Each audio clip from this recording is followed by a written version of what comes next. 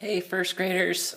Remember, today is technically week 7, day 3, but according to our new checklist labeled 3 weeks of instruction, we are on week 1, day 3.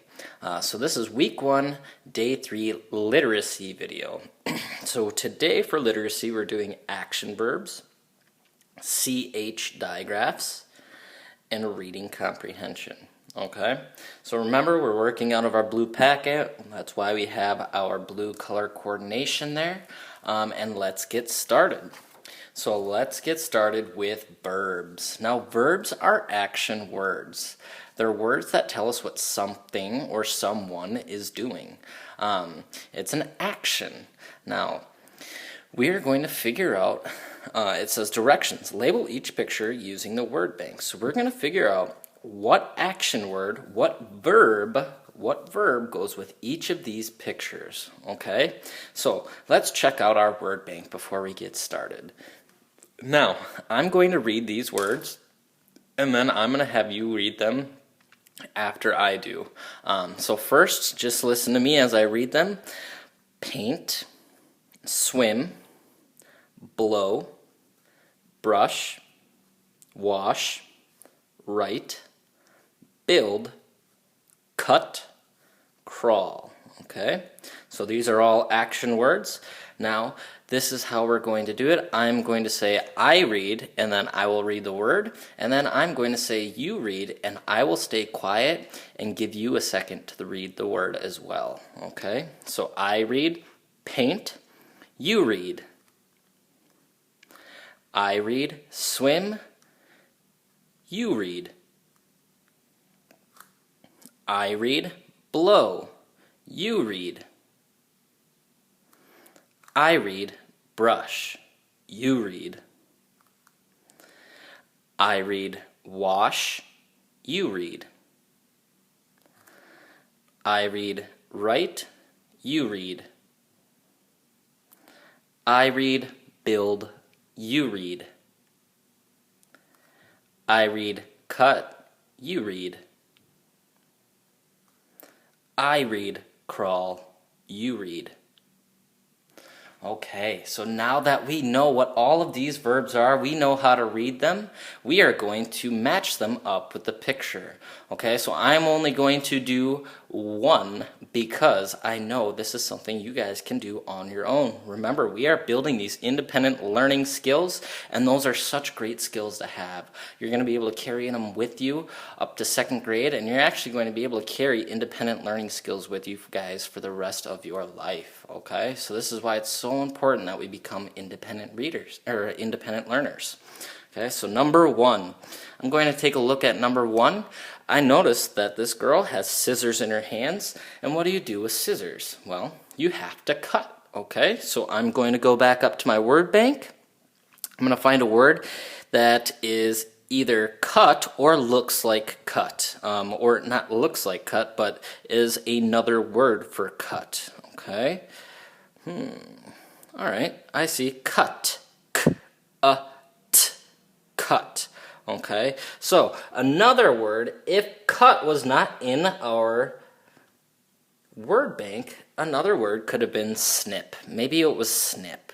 Who knows? But that's how action words are. They're words that are actions. So cut is an action. All of these words are actions, and all of these people are doing something.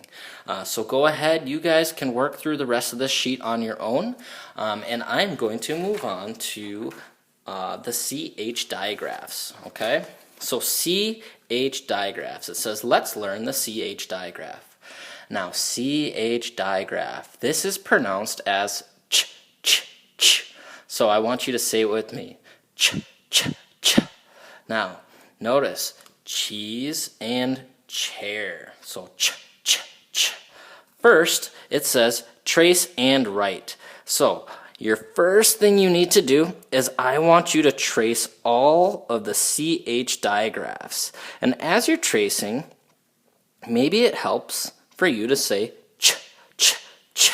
Okay, so after you trace it, go ahead and write it on your own and keep practicing that until you're finished with the 5 CH digraphs, okay? So you're going to continue tracing and writing it on your own here, and then you move down to this. So this is read and trace, okay? So I know that this is a picture of a cheese, so this is cheese, cheese. All right, so you go ahead, you read it, then you trace it. Okay, so now I'm tracing it, and I know it's cheese. Okay, so here's cheese. Now, after I trace it, you go on to chair. Just for the sake of time, I know you guys can do this, so I am not going to trace chair for you. Now it says read and trace the sentence. Okay. So maybe it will help some of you to trace it first, but I know personally I'd be able to read it first a little bit better before I traced it, because sometimes we have sloppy handwriting, so that might affect the way we read it. But whatever way works for you, you could trace it first, read it second, or read it first, trace it second. So either way works. We have the rat ate cheese on the chair. Okay, so I would go ahead, I would trace the sentence for the sake of time. I'm not going to do that. And then I would just draw a picture that matches the sentence. So the sentence is, the rat ate cheese on the chair. So go ahead, read that sentence again on your own, and then go ahead and draw a picture. I'm just going to draw a quick little picture here. So here is a rat. Maybe some ears right there, a long tail. He's going to be finding this piece of cheese. He's eating this, and look at that. They're going to be on a chair. So I'm drawing a chair here. Now, there we go. So I drew a rat eating cheese on a chair. All right, so easy enough, boys and girls. I know you'll be able to do that on your own without parent help as an independent learner. Now here is our reading comprehension today. Since we just worked on the CH digraph, that ch sound, that is what our reading comprehension is. Now remember, this reading comprehension is taking place of our reading fluency. So I'm going to go ahead, I'm going to read this passage first. After I read the passage, I would like you to pause the video and read the passage 3 times on your own, just so that you are practicing your reading fluency. Okay, so here we go. Chester the chimp lives at the zoo. He is a charming chap.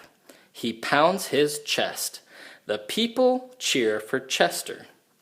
They chant, Chester, Chester. One day, Chester wanted a change. There was a chain on the door. Chester chewed on a stick to a point. He put it through the chain. Chester was on the loose. The zoo had a little choo-choo train. Chester wanted to ride the choo-choo train, the choo-choo, but the zookeeper chased Chester. He took Chester back to the chimp house. Okay, so go ahead, pause the video now, read it 3 times by yourself. All right, thank you for pausing the video, boys and girls, and thank you for reading that 3 times. Okay, so now, number 1, it says, what is Chester? So we have to figure out what Chester is. And then after we do that, so we highlight the sentence in red, or we highlight the answer in red, and then we go ahead and write our answer down. Now, I'm just going to help us out with this first one because chimp may be a new word to some of us. I know we're familiar with monkeys, right? And some of us might think that a chimp is a monkey, but I don't necessarily want to see what is Chester. Chester is a monkey because, boys and girls, you want to know a fun fact? A chimp is actually not part of the monkey family. Now, a chimp is part of the ape family. You might be thinking, apes and monkeys are the same thing, aren't they? Boys and girls, apes and monkeys are not actually the same thing.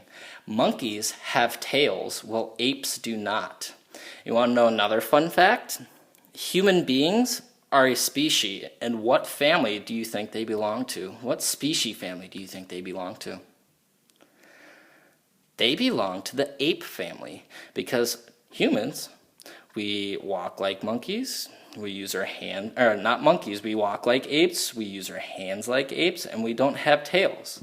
But boys and girls, let's be honest, we are not really apes, okay? We are human beings. We've developed a little bit further since apes, okay? So what is Chester? Chester is a chimp. So that's how you would answer it. You'd say Chester is a chimp, okay? So you highlight that in red. Now it says number 2, how does Chester get free? Okay, so we're going to think back to our passage. How did Chester get free? When you figure that out, I want you to highlight it in orange. So after you highlight it in orange, your sentence should read something like this. Chester got free because blank. So you'll write Chester got free because blank. Now, going on to number 3. What did Chester want to do? Now we'll go back to our passage, figure out what Chester wanted to do, and then we'll color that in green, so highlight it in green, and then we would say, Chester wanted to do blank. What are we going to say? Chester wanted to do blank. Now, boys and girls, remember, when we write our sentences, we need 3 things. We need to start our sentence with a capital.